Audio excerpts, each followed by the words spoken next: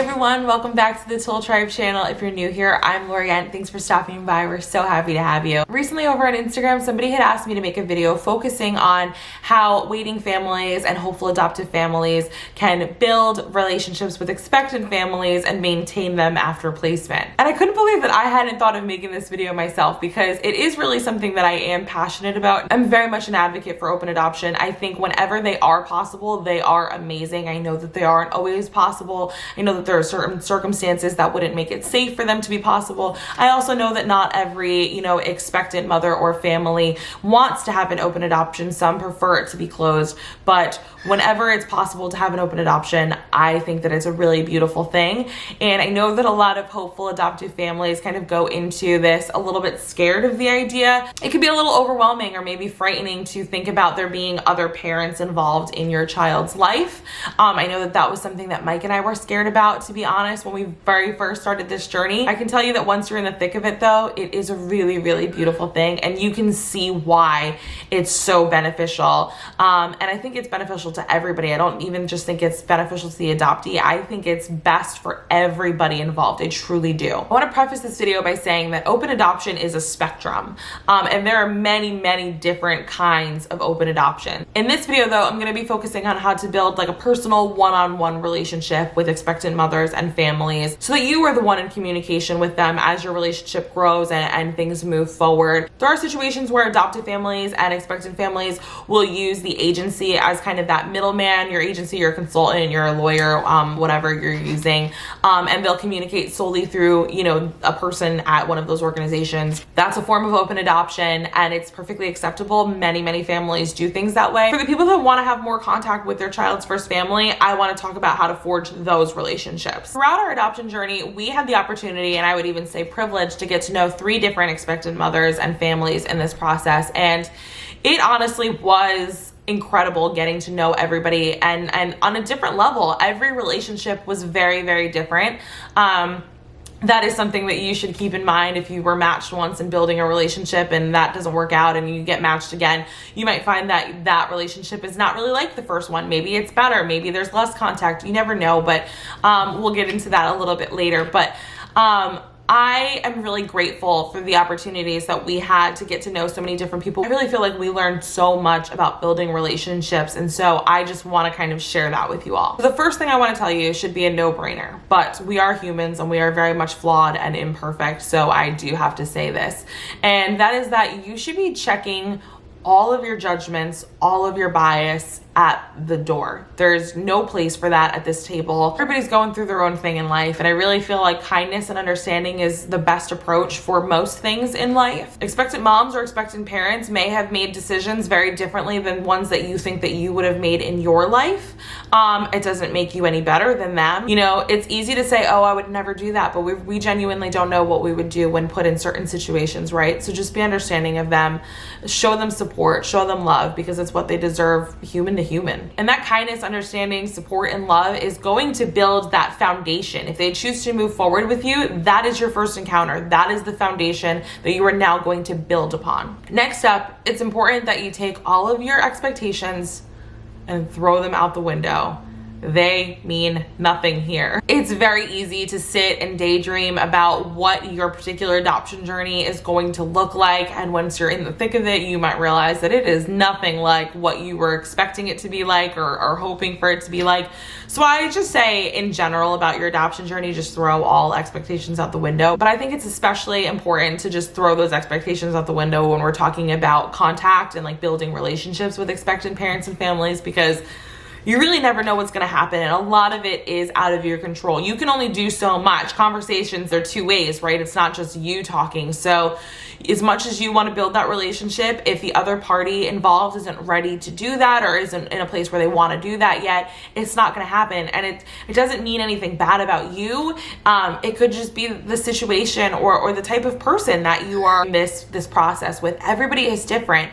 And so, like I said, we've been in this process 3 different times, and each time communication has been wildly wildly different. It's actually kind of funny because when we entered our second match, I really thought communication was gonna be kind of like how it was with the first, and it wasn't. It was a very, very different. And then even the third time was different from the first and second. So you really can't have any expectations. You just have to go into it with an open mind and an open heart, knowing that things are gonna happen, and try not to take it personally if things don't go the way that you want. I'll share an expectation that I had when we first started this process. So I had thought that the first time we meet the expectant mother that selected us in our profile, and we were gonna sit down and meet and feel each other out and make sure that we all got along and that this was right for everybody.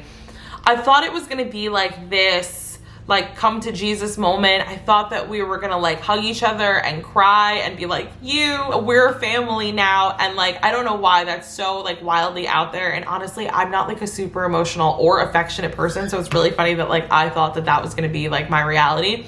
And it wasn't like that at all. We were very nervous, but as soon as we saw her, we were like, oh my God, like so excited to meet her. And she was in a very different place in her life. Like her energy level was very different. This was something that was very, very hard for her, obviously so. So I try to remind hopeful adoptive families that are, matched and waiting, like your energy levels might not match. You are going to be very happy because you are in a place where you're potentially adding a child and it's something you really wanted. But in order for you to do that, you have to understand the other party has to lose something. And that's really devastating. And that is something that I think more adoptive families need to be talking about. It's the hard side and it's the sad side. And so it can be difficult to talk about, but it is real, and it is something that is prevalent in adoption. And so you have to understand that there is a heaviness and a sadness to what is also one of the happiest times of your life. Next up, I think it's important to consult your adoption agency and see what they recommend. Likely before an expectant parent or family has chosen you, they have received some kind of counseling through, a social worker or through your agency or your consultant or whatever. That person probably knows them better than you at this point. So they can probably tell you some likes, some dislikes, if there's anything you shouldn't talk about because it would be a trigger, how much contact they are looking to have and what kind. And so I think it's important to have that conversation up front so you can kind of know what you're working with and what you're getting into and what's kind of expected of you. Next up, I would encourage you to let them know that you're there for them. If they want to talk, if they have anything that they need to ask you for any reason, you are there for them, and that you want to be a support system for them. And then after that, take a step back and let them take the lead and just follow. Don't push them to have serious conversations, deep conversations about, what's going to happen in the future. You potentially could make them very uncomfortable if that's not what they're looking to talk about. I would just simply say like, hey, listen, if there's anything that you ever want to talk to us about, ask us about. We're here. You can get in touch with us, but then you don't push for it. You just step back and you let them take the lead. And they may take you up on it and they may not. And if they don't take it personally. You know that you put it out there. You know that you did the right thing. And at the end of the day, that's all that you can do. Again, we're building foundations. So for the timeline for when you might have direct access, to the expectant family is going to be different, and it's going to look different for everybody in every situation. Sometimes that happens relatively quickly. That expectant mom, after the first time she meets you, might say like, let's exchange numbers, or how about we exchange an email address and work our way up to phone numbers. Or you might not discuss it at all at your first meeting, and afterwards the adoption professional might say like, oh, she or they are, not looking to have direct contact just yet. Give them some time, whatever. We'll provide updates, for the time being. And then, you might get a call out of the blue 3 weeks later that, they asked for your phone number. And is it okay to exchange, your own phone number, or do you want to create another number that you can give to them? Some people do that. If they don't want to have direct phone numbers, they'll create like a Google number and exchange that, or an email address specifically for expectant parent to communicate so they don't have your personal one. That's really up to you. And again, consult your adoption professional and ask them what they think. It might be different depending on the situation and depending on, the expectant family. So again, that could look different for everybody and take a little bit of time. Don't get discouraged if it does. Just keep moving along and keep having hope that eventually that relationship will, begin to flourish. But I suggest that when you do get to a place where you're able to have one-on-one one-on-one contact with the expectant family to keep the conversation about the child to be at a minimum and focus mostly on getting to know them. Now, I know you're excited. You want to know about the pregnancy. You're not physically carrying the child that could potentially be your child. So you want to know all the things there are to know about the pregnancy so that you can kind of feel connected to that pregnancy. But I'm here to remind you that until paperwork is signed, this isn't technically your child. And I know sometimes that can hurt to hear. It stings a little bit when you're so excited to welcome a child into your family, but that is the truth. And pregnancies are a very personal thing. So while you would be very fortunate if an expectant mom wanted to include you in her pregnancy and let you know how things are going and keep you abreast of what's happening at doctor's appointments and send you sonogram pictures and things like that, you would be very fortunate. You might not get that. And again, going back to checking your expectations at the door, tossing them out the window, whatever I said before, because that might be your hopes, but it might not be what happens. And the reason that I say to keep the conversation about the child to be at a minimum is really because, like I said before, this is a joyous occasion for you and your family. You're happy to welcome a child into your home. But again, in order for that to happen, somebody has to be losing one. And you don't want to constantly be reminding that person of the pain that is to come. And it's just almost a little bit presumptuous to talk a lot about a child that isn't technically or legally yours. So I would just say focus on getting to know them as a person. Also, I think it's important to get to know expectant families, because if things do work out and that becomes your child and those become your child's first parents, you're gonna wanna have information about them to share with your child. You're gonna wanna be able to say like, you know what, you're just like your first mama. She hated peas and so do you. Like, you want to be able to have that information. I know that when we were in the hospital for the delivery with our second match, which was the twins, I was taking little notes on my phone about little things that I noticed or little things that, you know, that expectant mom would say. So, for example, she was listening to a mixture of worship music and Lauryn Hill while she was laboring. And so I wrote that down, and I wrote down the songs because I thought that that would be special to be able to share with the twins one day. Like, oh, you know, your mother loved Lauryn Hill and she was listening to it when she was delivering you. And just like little things like that, like the first meal she wanted to eat after having the babies was Chinese food. So just like little things like that, they seem really insignificant, but I guarantee you that those are pieces of information that your child would love to know about their biological family when they're older. So I just think that it's important to get to know them on a personal level, the same way you would a new friend. That's how you should be getting to know and speaking to expectant parents. Expectant moms or families might not have the greatest support system in their life, or they might just need some extra support because of what they're going through. And so it's important that you check in on them occasionally, ask them how they're doing, how they're feeling. You know, pregnancy can be rough and sometimes they're going through it by themselves. And so it's important to make sure that they feel like they're not going through it by themselves. Like you're there, you know, to listen to all of their complaints about any swollen ankles or anything else that they might want to talk about seriously.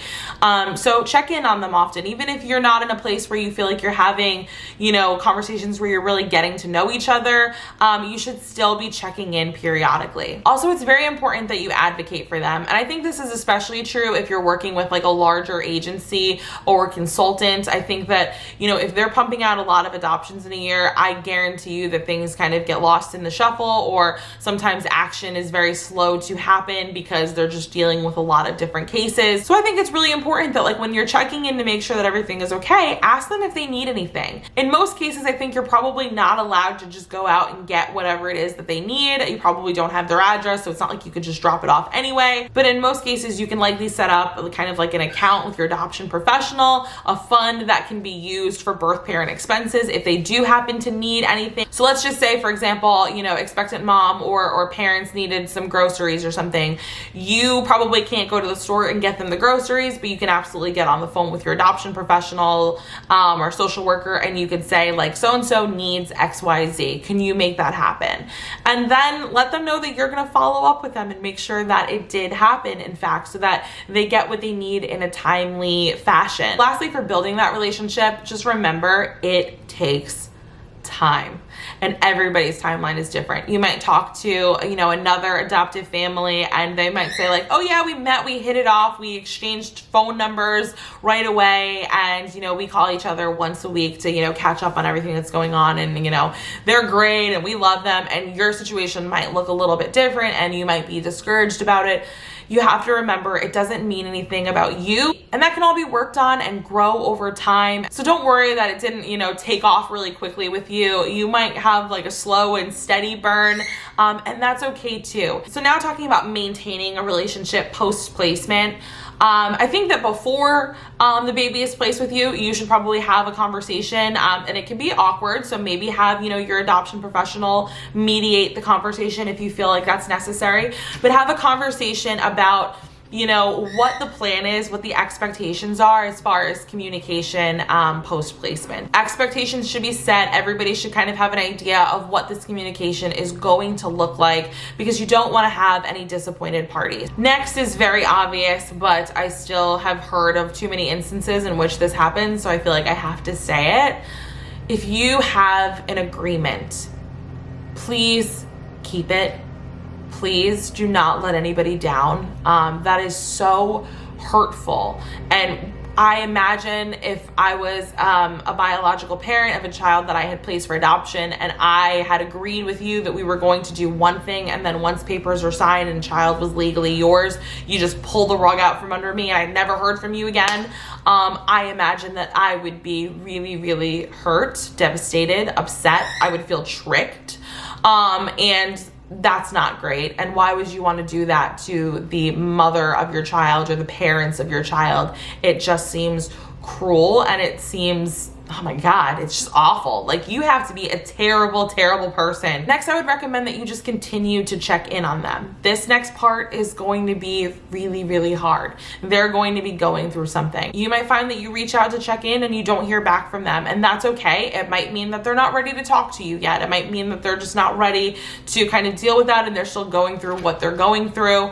And again, you just have to be understanding of that. This is a really, really difficult thing that they're going through. So just try to be understanding and don't take that personal. But I would still say, by all means, keep letting them know that you're here for them and that you want to make sure that they're okay. So I think those are really all of my key takeaways for building relationships with expectant parents or families and then maintaining them after placement. I think it's just really important to note that it is going to be maybe a little bit awkward and a little bit difficult at first, regardless of the kind of person you are. You can be a really bubbly, outgoing person, and you still might find this kind of difficult and awkward.